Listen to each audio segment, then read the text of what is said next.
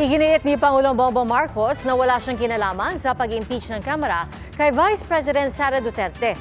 Ayon naman kay Senate President Chis Escudero, maaaring masimula ng impeachment trial pagkatapos ng eleksyon 2025. Saksi, si Mav Gonzalez. Did you have a hand in this impeachment? No, the executive cannot have a hand in the impeachment. Walang role ang executive sa impeachment. Nanindigan si Pangulong Bongbong Marcos na wala siyang kinalaman sa pag-impeach ng Kamara kay Vice President Sara Duterte. But the conventional thinking, Mr. President, is that nothing comes to pass in the House without the President or without Malacanang's blessing. Well, you give me too much credit.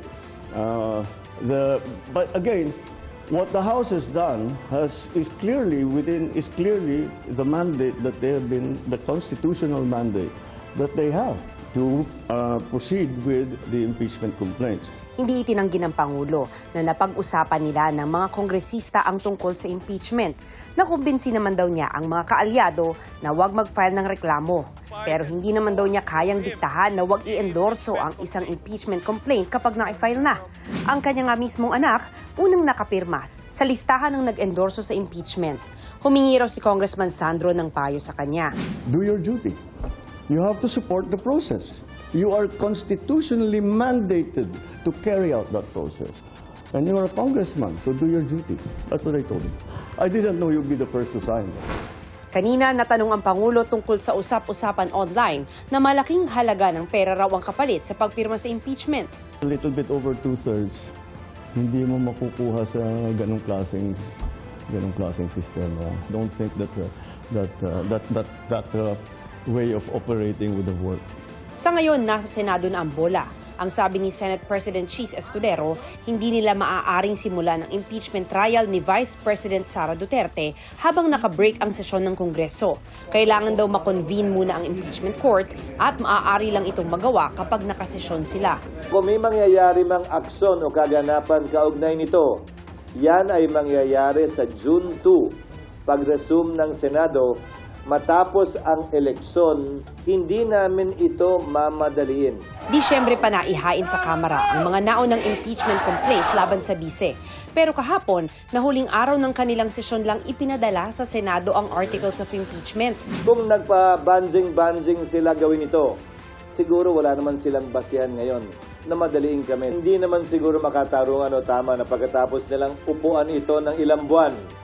Biglang pwersahin, pipilitin at sasabihan kami ng sino mang galing sa Kamara na, hoy, bilisan nyo, aksyonan nyo, ano ba kayo? Hindi. Hindi ganon at hindi ako papayag din nun. Ang impeachment process para sa akin, hindi mahalaga kung pabor kayo o kontra, hindi mahalaga kung ma-acquit o ma-convict.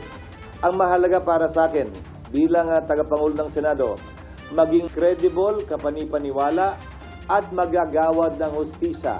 Marami pa rin daw kailangang gawin, kabilang ang pag-verify sa mga lagda ng mga kongresistang pumirma sa impeachment complaint.